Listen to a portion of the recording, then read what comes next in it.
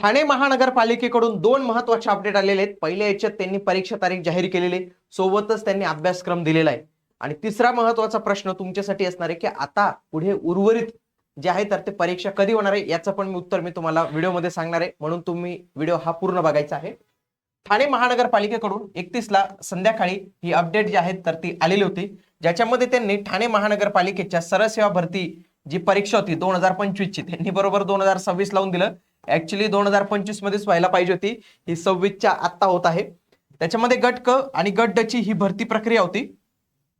आता याच्यातील फक्त त्यांनी अग्निशमन आणि इंजिनिअरिंग कॅटेगरी जी आहे तर त्यांच्या परीक्षा तारखा जाहीर केलेल्या आहेत. बाकीच्या परीक्षा तारखा अजून त्यांनी जाहीर केलेल्या नाहीत.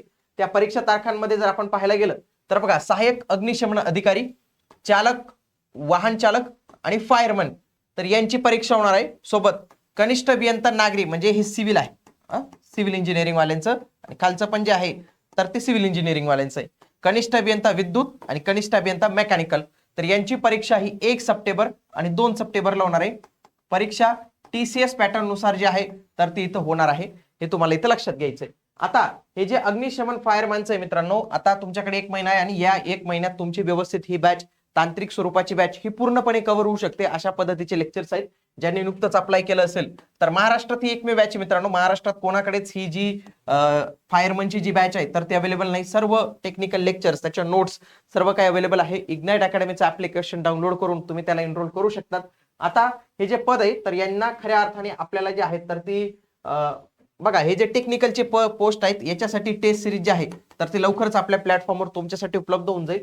याच्यासाठी आपण नॉन टेक जो भाग असणार आहे तर त्याचे पण टेस्ट जे आहेत तर तो तुम्हाला आता येणाऱ्या कालावधीत उपलब्ध करून देऊ. हॉल तिकीट जे आहे तर ते परीक्षेला जेव्हा 7 दिवस बाकी असतील तर त्यावेळी तुमचं हॉल तिकीट जे आहे तर ते येणार आहे. आता उर्वरित परीक्षांची कधी होणार आहे, आता बघा, करण अर्जुन मूवी मध्ये फेमस डायलॉग आहे, मेरा अर्जुन आ गया है अब करण भी आ जाएगा. तर एवढ्या काही 2 पदांचे आलेले आहेत, तर बाकीचे जे काही उरलेले आहेत तर तारखा तर त्या पण येणाऱ्या कालावधीत लवकरच जाहीर होतील, लक्षात घ्या. म्हणून ज्यांनी ठाणेसाठी फॉर्म भरला असेल त्यांनी आता तयारीत राहायचंय, तयारीत राहा आणि रिव्हिजन तुमची सुरू ठेवा. टेस्ट जास्तीत जास्त सॉल्व्ह करा. तर या सगळ्या ज्या ठाणे मनपाच्या जाहिराती आहेत तर त्या आता एक एक करून आपल्याला त्याचं जे आहे तर ते एक्झाम डेट पाहायला मिळेल. सिलेबस पण दिलाय त्यांनी. आपण जर वेबसाईटवर गेलो बघा, 2 गोष्टी दिलेल्या आहेत त्यांनी, एक तर अभ्यासक्रम परीक्षा योजना आणि दुसरं त्यांनी एक्झाम डेट जी आहे तर दिलेली होती. त्याच्यापैकी आता आपण एक्झाम पॅटर्न जो आहे तर तो त्याच्यावर येऊया. बघा, 65 संवर्गांसाठी 1773 पदांची जाहिरात होती. त्याच्यापैकी फक्त इंजिनिअरिंग कॅडर आणि अग्निशमन कॅडर याच्याच त्यांनी अभ्यासक्रम जो आहे तर तो त्यांनी इथे दिलेला आहे 7 संवर्गांसाठी. बघा, आता परीक्षा पॅटर्न पाहूया. बघा, सिव्हिल, मेकॅनिकल, इलेक्ट्रिकल सगळ्यांचा परीक्षा पॅटर्न सेम आहे.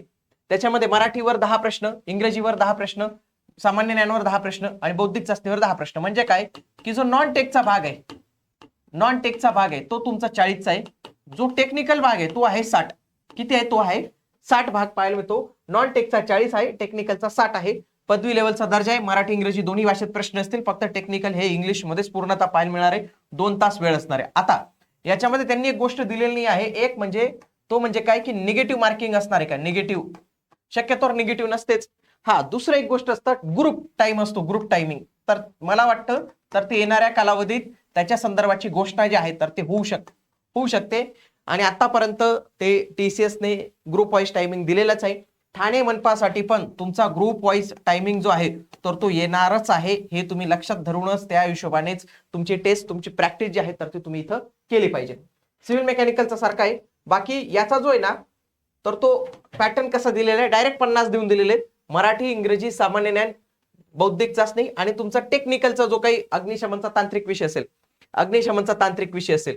आता याच्यामध्ये त्यांनी हे नाही स्पेसिफाय केलं की कोणाला किती मार्क्स, परंतु जर माझ्याकडे आणखी एक एक्झाम पॅटर्न आहे. हा नुकताच जे संभाजीनगर मनपा झाली तर त्याच्यासाठी एक्झाम पॅटर्न होता, तिथं पण 50 प्रश्न होते. त्यांनी कसा पॅटर्न ठेवला होता बघा, मराठीला 5 प्रश्न, इंग्रजीला 5 प्रश्न, GK ला 10 प्रश्न आणि रिझनिंगला 10 प्रश्न आणि तुमचे टेक्निकलचे 20 प्रश्न. मग या 20 प्रश्न लक्षात घ्या, 50 पैकी 20 प्रश्न हे तुमचे पूर्णतः टेक्निकलवर राहण्याची शक्यता आहे, हे तुम्ही इथं गृहीत धरायचंय, लक्षात घ्या. तर हे अशा पद्धतीने असणार आहे. हा एक्सपेक्टेड आहे, कारण की त्यांनी काही इथे दिलेली आहे. मी फक्त मागे जे काही परीक्षा झाल्या तर त्यानुसार तुम्हाला एक अंदाज जो आहे तो देण्याचा इथं प्रयत्न केलेला आहे. बाकी इथं खाली त्यांनी प्रॉपर सब्जेक्ट्स दिलेले आहेत. म्हणजे समजा सिव्हिल असेल तर concrete structure, environment engineering, foundation engineering, तर हे सगळं त्यांनी इथं दिलेलं आहे. तुम्ही एकदा तुमचं जे काही पद असेल तर त्या पदानुसार तुम्ही हे सर्व टॉपिक जे आहेत तर ते वाचून घेणं इथं गरजेचे असणार आहे. आता इथं जे काही लक्षात घ्या, चालक आणि यंत्रचालक इथं जे काही टॉपिक दिलेत मित्रांनो, ते सर्व टॉपिक आपल्या बॅच मध्ये आपण कव्हर केलेले आहेत आणि हे एका चांगल्या अधिकाऱ्याकडूनच आपण जे आहेत तर ते सर्व काही लेक्चर्स रेकॉर्ड केलेले आहेत. महाराष्ट्रातील एकमेव बॅच आहे, सगळ्यात जास्त पद असतात, तर तुम्ही जे आहेत तर नक्की चांगली तयारी इथं केली पाहिजे. आता बरेच जे काही अग्निशमनचे उमेदवार असतील तर त्यांची एक मागणी असेल, सर टेस्ट सिरीज वगैरे आहे का? तर जेवढे काही अग्निशमनचे उमेदवार असतील त्यांनी कमेंटमध्ये फक्त फायरमन एवढं टाईप करायचंय, कारण की जेवढ्या मुलांची कमेंट येईल त्याच्यानंतर आपण त्याच्यावर जे आहे तर ते एक चांगली ऍक्शन तुमच्यासाठी काहीतरी चांगलं मटेरियल जे आहे तर ते देण्याचा नक्कीच प्रयत्न करू. कमेंटमध्ये किती लोक फक्त फायरमन या पदासाठी पात्र आहेत तर ते मला नक्की कळवा. भेटूया पुढील व्हिडिओमध्ये. तोपर्यंत जय हिंद, जय महाराष्ट्र, धन्यवाद.